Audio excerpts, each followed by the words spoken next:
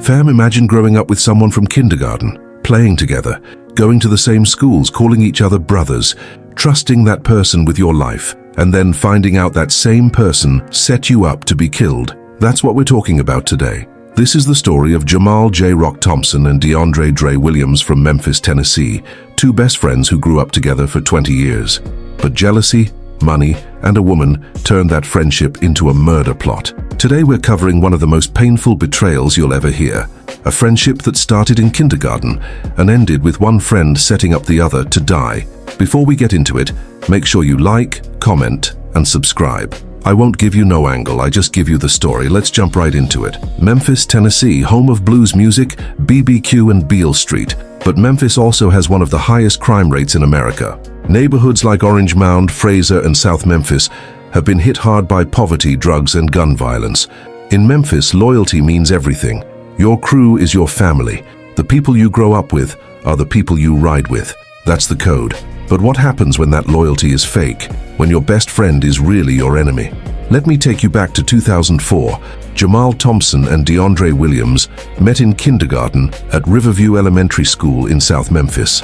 They were both 5 years old. They sat next to each other. They became instant friends. From that day forward, they were inseparable. They went to the same schools. They played on the same basketball teams. They spent weekends at each other's houses. Their mothers became friends. Their families celebrated holidays together. Jamal's mother, Brenda, would say, "Those two boys are like twins. You see one, you see the other." DeAndre's grandmother, who raised him, would say the same thing. Jamal and Dre are brothers, not by blood but by choice. They even had matching friendship bracelets they made in middle school. Sounds corny, but that's how close they were. They called each other brother and meant it. Jamal was the more responsible one. He graduated high school. He got a job at FedEx, which is huge in Memphis. FedEx is one of the biggest employers in the city. Good pay, good benefits. Jamal was making about $45,000 a year. For a 25-year-old with no college degree, that was solid money. DeAndre took a different path. He dropped out of high school in 11th grade. He started selling drugs. Small time at first, weed, pills. But by the time he was 25, he was moving heavier stuff. He was making money, but it was dirty money, dangerous money. Despite their different paths, they stayed close. Jamal never judged DeAndre. He'd say, "That's my brother. I don't agree with what he does, but I'm not turning my back on him." When DeAndre needed money, Jamal would help him out. When DeAndre got arrested, Jamal would bail him out. But something changed in 2023, and that something was a woman named Tasha. Tasha Brown was 24 years old. She worked at a hair salon in South Memphis. She was beautiful, smart, ambitious. She had dreams of opening her own salon one day. Jamal met Tasha in January 2024 at a friend's birthday party.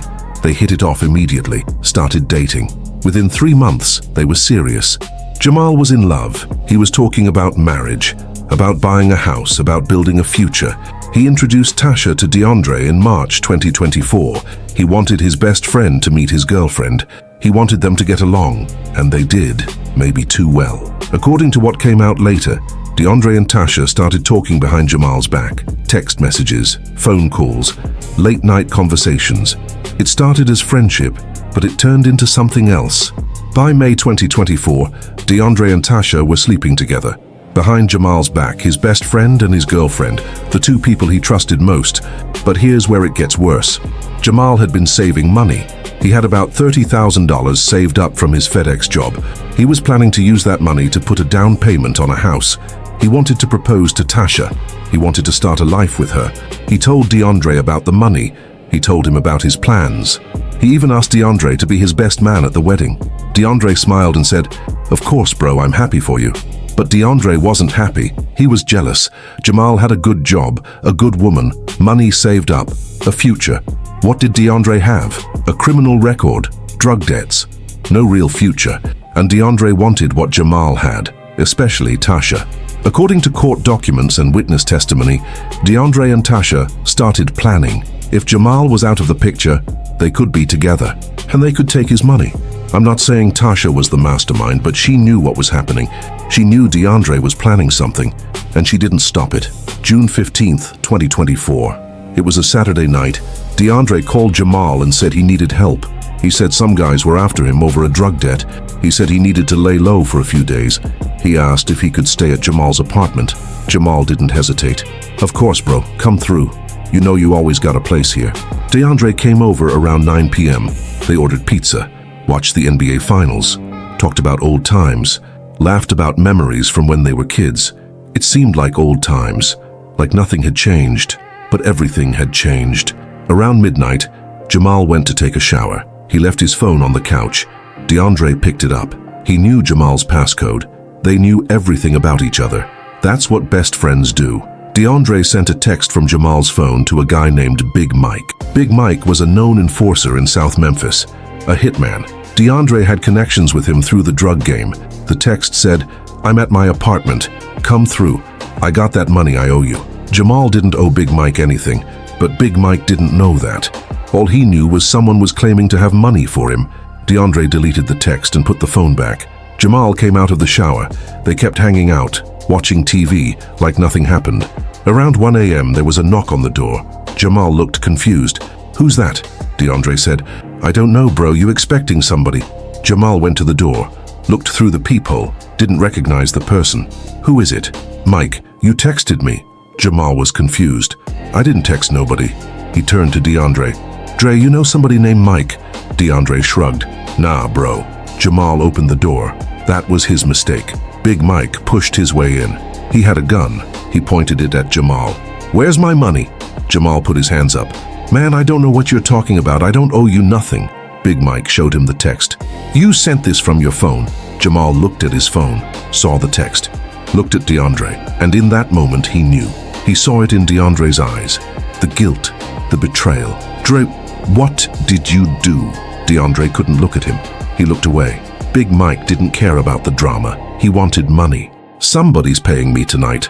Either you or him." According to Big Mike's testimony later, DeAndre had hired him to kill Jamal, promised him $10,000. The plan was to make it look like a robbery gone wrong. But Jamal was smart. He said, "Look, man, I got money. I got $30,000 in my savings. I can transfer it to you right now. Just don't shoot. Please." Big Mike thought about it. 30,000 was better than 10,000. "All right, do it. Now." Jamal pulled out his phone, opened his banking app. But instead of transferring money, he hit the emergency button that alerts police. FedEx had given all employees a safety app that connects directly to 911. Big Mike didn't notice. He was watching the screen, waiting for the transfer. Police were dispatched immediately. They were 3 minutes away. But 3 minutes is a long time when someone has a gun pointed at you. DeAndre started panicking. "Man, just shoot him. Shoot him and let's go." Jamal looked at his best friend. 20 years of friendship. And this is what it came to. "Dre, why? I would have given you anything. You're my brother." DeAndre finally looked at him. "You had everything, Jay. Everything I wanted. The job, the girl, the money, the future. What do I got? Nothing. So you tried to kill me. Your best friend. You ain't my friend. You're just a reminder of everything I'm not." Those words hurt Jamal more than any bullet could. Police sirens could be heard in the distance.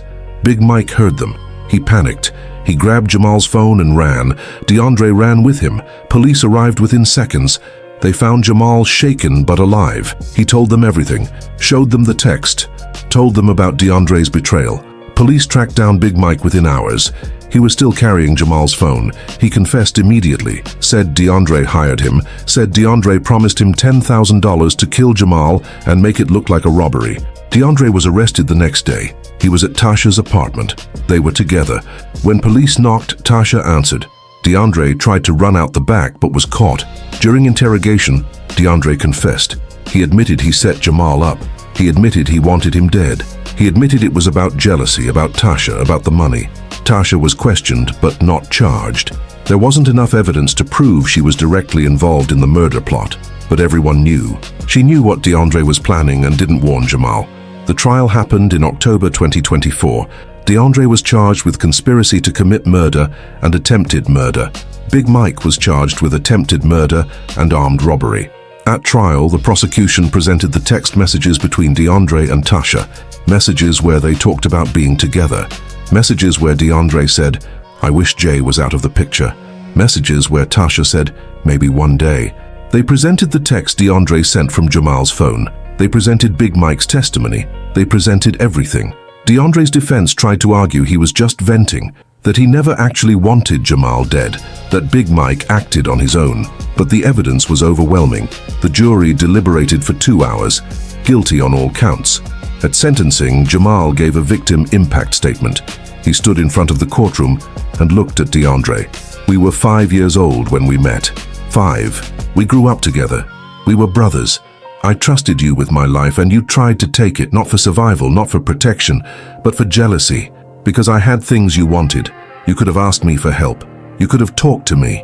But instead, you tried to have me killed. 20 years of friendship meant nothing to you. I hope it was worth it." DeAndre was crying. He tried to apologize. "Jay, I'm sorry. I'm so sorry. I was jealous. I was stupid. I never should have." Jamal cut him off. "Don't call me Jay. You lost that right. You're not my friend. You're not my brother. You're nothing to me." The judge sentenced DeAndre to 25 years in prison. Big Mike got 20 years. DeAndre is currently serving his sentence at a Tennessee state prison. He's 26 years old. He'll be 51 when he gets out. If he gets out, Jamal moved away from Memphis. He couldn't stay there anymore. Too many memories, too much pain. He's living in another state now, trying to rebuild his life. He doesn't talk to Tasha. She tried to reach out, tried to explain, tried to apologize, but Jamal blocked her. He wants nothing to do with her. Jamal's mother, Brenda, said in an interview, "I raised my son to be loyal, to value friendship, to trust people, and that almost got him killed. DeAndre was like a son to me. I loved that boy, and he betrayed us all." DeAndre's grandmother, who raised him, visits him in prison. She's heartbroken. She said, "I don't know what happened to my grandson. The boy I raised wouldn't do this. Jealousy turned him into a monster." Fam, this story is about betrayal at the deepest level. 20 years of friendship destroyed by jealousy. Jamal trusted DeAndre with everything, and DeAndre used that trust to try to kill him. This wasn't a stranger. This wasn't an enemy. This was his best friend since kindergarten, the person who knew him better than anyone, and that person tried to have him murdered. Jealousy is a poison. It destroys everything it touches. DeAndre couldn't be happy for his friend's success. He couldn't celebrate Jamal's wins. Instead, he resented him, hated him, wanted to take everything from him. And now DeAndre is in prison. Jamal is traumatized. 2 families are destroyed, and a 20-year friendship is dead. The saddest part? Jamal would have helped DeAndre. If DeAndre had just asked, Jamal would have given him money, would have helped him get a job, would have supported him. That's what real friends do. But DeAndre didn't want help. He wanted what Jamal had. And when you want what someone else has instead of building your own, you end up with nothing. Rest in peace to that friendship. Rest in peace to 20 years of memories.